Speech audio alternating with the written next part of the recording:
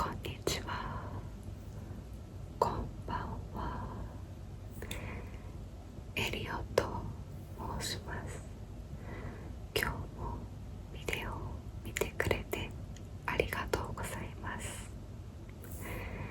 今日は世界でも有名なグリム童話のお話の一つ、ヘンゼルとグレーテルをお話しします。睡眠用や学習用にビデオを活用してくれると嬉しいです。それじゃあ始めましょう。昔々ある森の奥に貧乏な木こりが奥さんや2人の子供と暮らしていました。子供の一人は男の子で名前をヘンゼルと言い、もう一人は女の子でグレーテルと言います。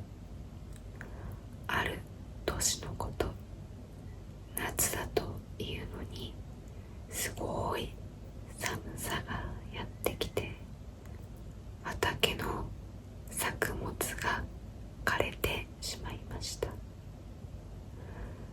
ただでさえ貧乏な木こりはその日に食べるパンもありません。お腹が空きすぎて眠れないままでいると、奥さんが小さな声で話しかけてきました。ねえあなた、このままでは家族4人元気に生きていけないですよ。そうだろうな。でも仕方がない。ねえ、ここは思い切って子供を手放してみてはどうですか。子供たちの運命は天の神様に任せましょう。なんてことを言うんだ。子供たちが起きてしまうよ。奥さんは隣の部屋で寝ているヘンゼルとグレーテルを気にしながら耳元でささやくように言いました。だってさ、このままこうしていてもどうせみんなお腹を空かせて死んでしまうに決まっているでしょ。だから2人の子供たちを遠い森に連れ出して置いてきぼりにするんだよ。しかし子供たちを捨てるなんて俺にはできないよ。それはそうだけど、このまま家族4人とも死ぬか。私は嫌だよ。このまま死ぬのを待つだけなんて。この時代にはこんなことがよくありました。食べ物がないために子供を殺したり、わずかなお金で子供を人買いに売ったりする親もいましたから、この両親はまだマシな方かもしれません。さて、この2人の話を隣の部屋の子供たちヘンゼルとグレーテルがこっそり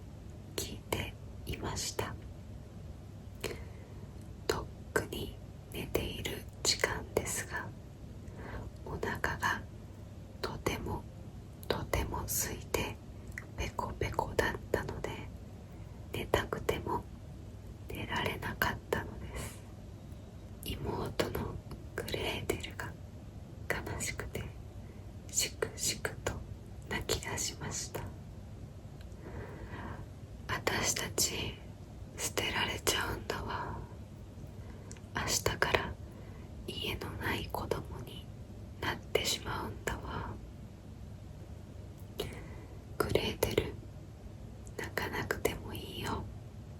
僕がいるからね。兄のヘンゼルはグレーテルを慰めると元気づけるように言いました。僕はね、たとえ捨てられても家に帰ってくることができる良い方法を考えたんだ。ヘンゼルはそう言うと窓から抜け出して道に落ちている白い小石を集め始めました。次の朝、まだ夜が明けないうちにお母さんが子供たちを起こしました。今日は森へ行きますよ。はい、これはお弁当。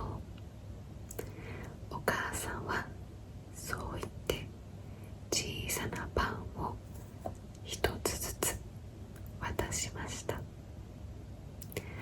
食事はこれだけだから食べたくてもお昼になるまで我慢してね。4人は揃って森へ出かけました。その途中、ヘンゼルは時々立ち止まって自分の家を振り返りました。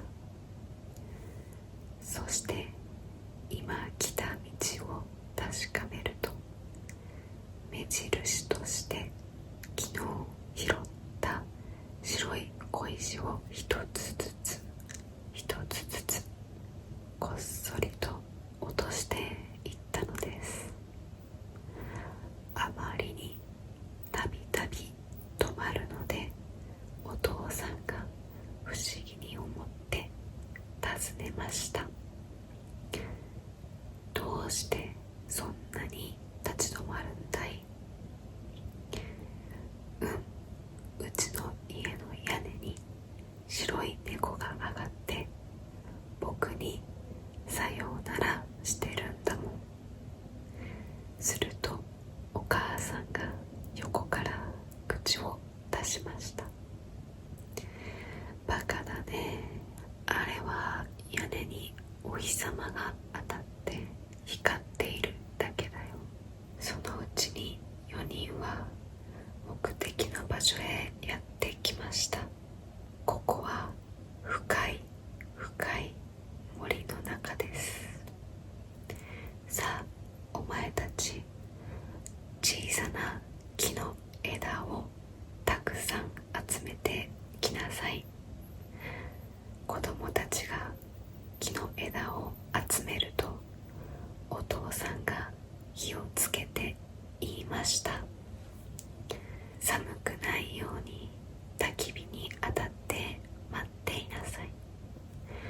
お父さんとお母さんはこの近くで木を切っているからね。2人の子供が焚き火に当たっていると、やがて少し離れた場所からコツンコツンコ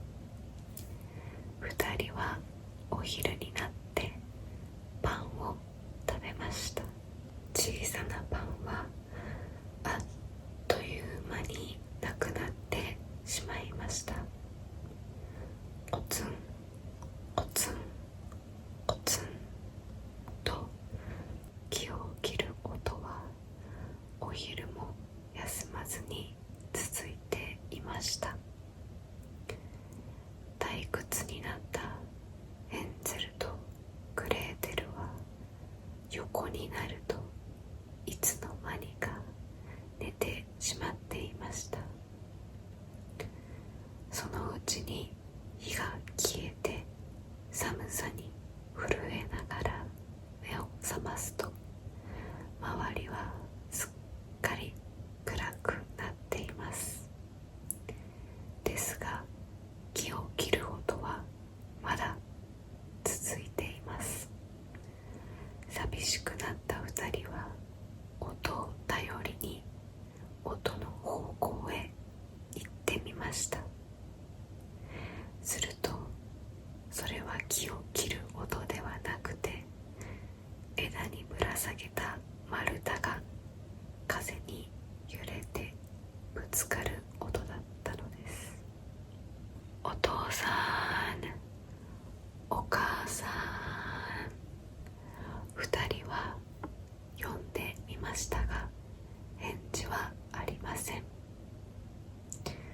グレーテルは声を上げて泣き出しました。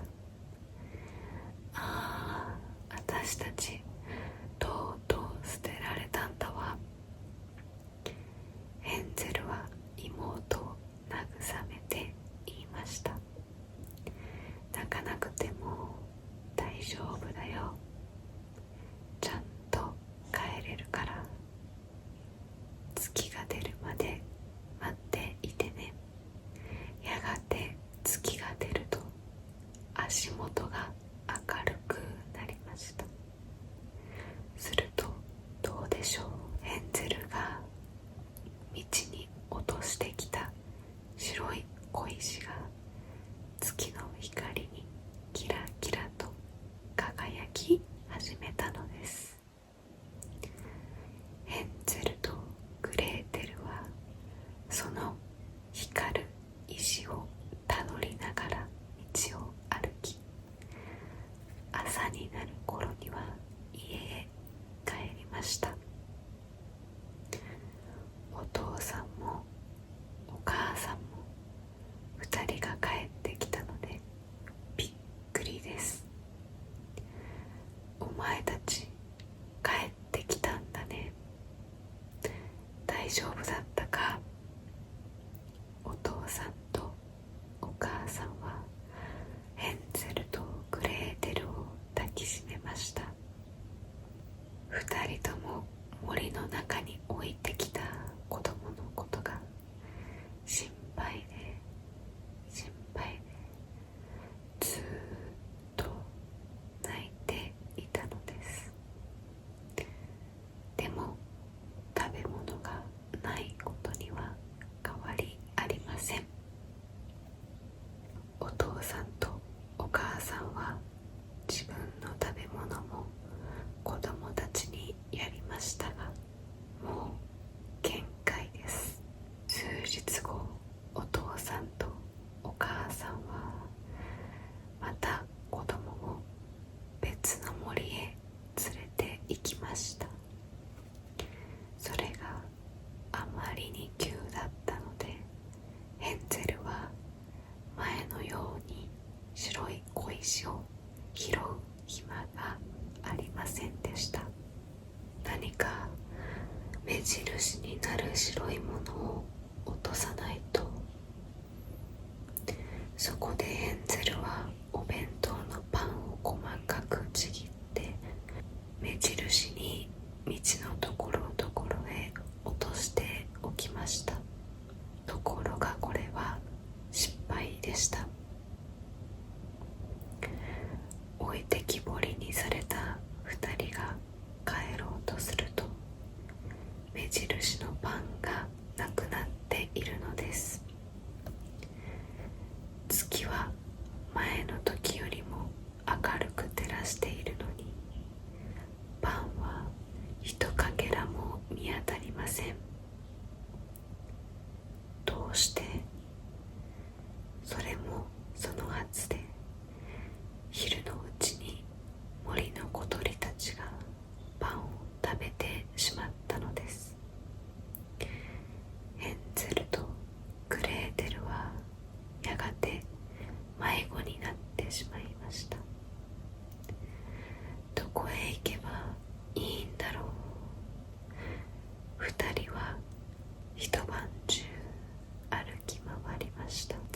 日も歩き続けましたが、2人は森から出られるところか、どんどん奥へと迷い込んでしまったのです。どうする？森から出られないよ。その時、どこからかきれいな白い小鳥が飛んできて、2人の前をピヨピヨ鳴きながら、おいでおいでと尾っぽを振りました。2人が近づくと、小鳥は少し先へ行ってまたおいでおいでをします。もしかして僕たちを呼んでいるのかな。小鳥に導かれてしばらく行くと、そこには小さな家がありました。それにしてもこの家はいい匂いがするな。ヘンゼル、見て見て、この家お菓子でできているよ。本当だ。驚いたことに、その小さな家は全部がお菓子でできたお菓子の家だったのです。屋根の瓦がチョコレートで、周りの壁がカステラで、窓のガラスが氷砂糖で、入り口のドアはクッキーと、すべてがお菓子でした。ヘンゼルは窓ガラスを外して食べました。そしてグレーテルは屋根の瓦を取って食べました。すると中から誰かの声がしました。誰だ？私の家を食べているのは。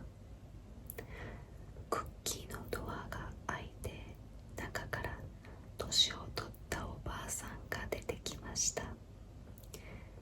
キャー、わー。ヘンゼルとグレーテルは驚いて逃げ出しました。そんな2人をおばあさんが呼び止めます。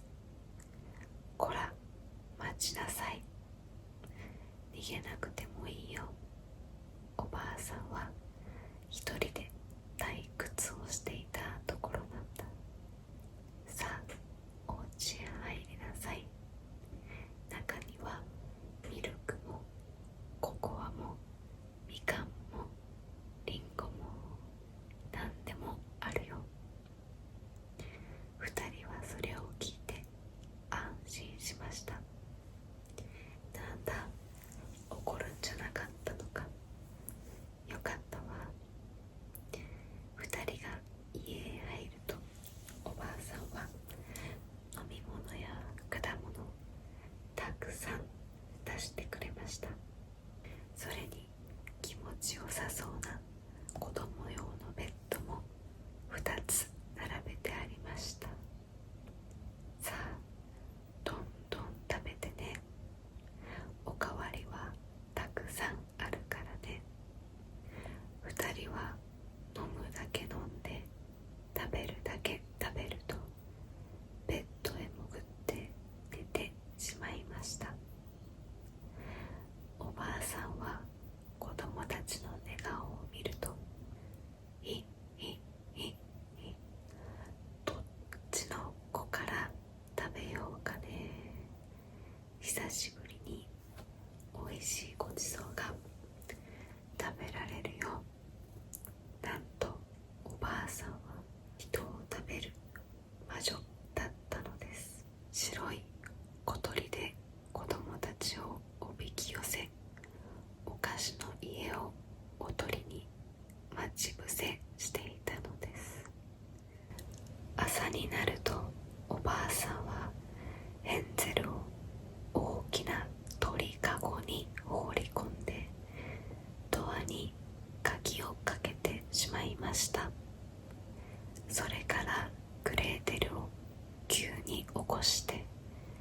いつまで寝ているんだ。さっさと水を汲んでおいしいごちそうを作るんだよ。お前のお兄さんに食べさせて太らせるんだから。こんなに痩せていたらまずくて食べられないからね、と怒鳴りつけました。かわいそうにグレーテルはヘンゼルを太らせる料理を作らなければならないのです。しばらく経ったある日、おばあさんはヘンゼルを入れた鳥かごにやってきて言いました。どうだいヘンゼル、少しは太ったかい。さあ指を出してごらん。おばあさんは目が悪いのでよく見えなかったのです。そこでヘンゼルは指の代わりにスープの出し殻の鳥の骨を出しました。おばあさんはその骨を指だと思って、やれやれ、まだそんなに痩せているのか。これじゃあもっともっと料理を食べさせなくちゃいけないね、と言いました。しかしいくら料理をヘンゼルに食べさせてもヘンゼルは全然太りませんでした。おばあさんは待ちきれなくなりました。ああ、もう我慢できないよ。痩せていてももう気にしない。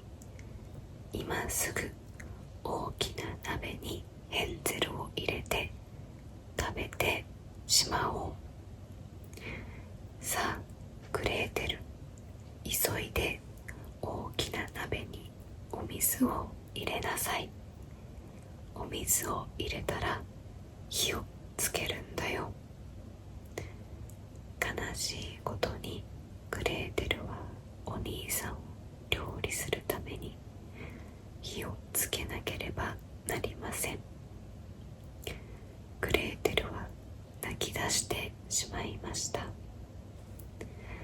こんなことなら森の中で狼に食べられて死んでしまう方がマシだよ。それだったらお兄さんと一緒に死ぬことができたのに。グレーテル、何をグツグツしているんだね。早く火をつけなさい。おばあさんが包丁を研ぎながら怒鳴りますが、どんなに怒鳴られてもこんなことは悲しすぎてグレーテルはテキパキと動くことができません。グレーテルがいつまでもノロノロやっているので、おばあさんは怒ってしまいました。お前は召使いにしようと思っていたけれど、こんなに役立たずじゃ使えないね。ついでにお前も食べてしまおう。ちょうどパンを焼く大きな釜の火が燃えていたので、おばあさんはグレーテルに言いつけました。他のことはいいからパンが焼けるかどうかかまどの中へ入って火加減を見てきなさい。おばあさんはグレーテルを頭から食べるつもりだったのです。グレーテルはそれに気がつきました。そこでわざと首をかしげると、かまどにはどうやって入るのかわからないわ、と言いました。本当にお前はバカだね。こうやってちょっと体をかがめば誰だって入れるじゃないか、とおばあさんはかまどの入り口へ頭を突っ込んで見せました。わ。するとグレーテルはおばあさんを勢いよく後ろから突き飛ばしました。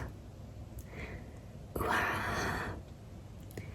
ー。かまどに転げ落ちたおばあさんは雷が落ちてきたかと思うほどの叫び声を上げると、そのままかまどの中で焼けて死んでしまいました。グレーテルは鳥かごに閉じ込められたヘンデルのところまで走っていきました。お兄さん、魔女はやっつけたわ。私たち助かったのよ。本当かい？ありがとう、グレーテル。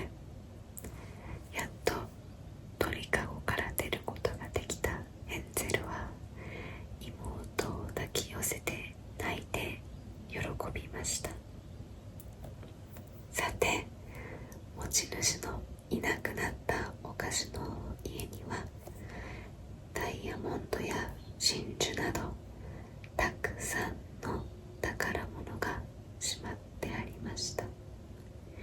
ヘンゼルとグレーテルはそれをポケットに詰め込みました。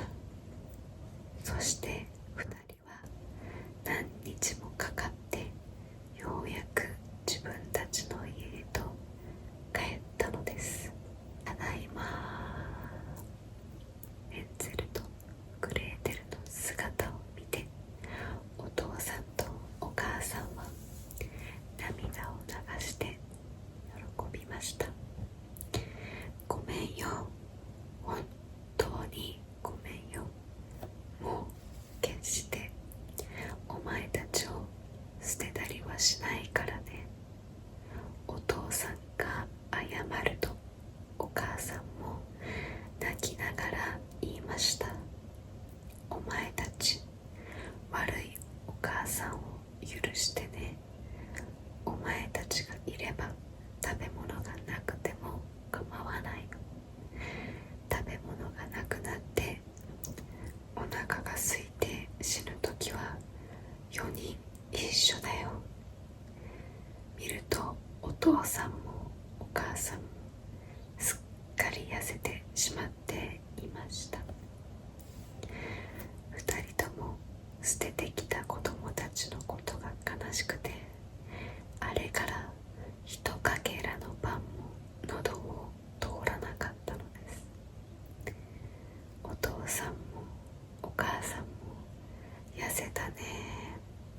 ヘンゼルはそう言ってグレーテルに目で合図をしました。そして2人はポケットに入れていたものを取り出して笑いました。でも大丈夫、これですぐに太れるよ。お父さんもお母さんも2人が取り出した宝物を見てとても驚きました。それから4人はお菓子の家から持って帰ってきた宝物で幸せに暮らしました。めでたしめでたし。いかがでしたか？動画を最後まで見てくれてありがとうございます。楽しんでいただけましたか？動画について意見やコメント、リクエストや質問などがありましたら、コメント欄にぜひぜひコメントしてください。よろしくお願いします。それじゃあ次のビデオでお会いしましょう。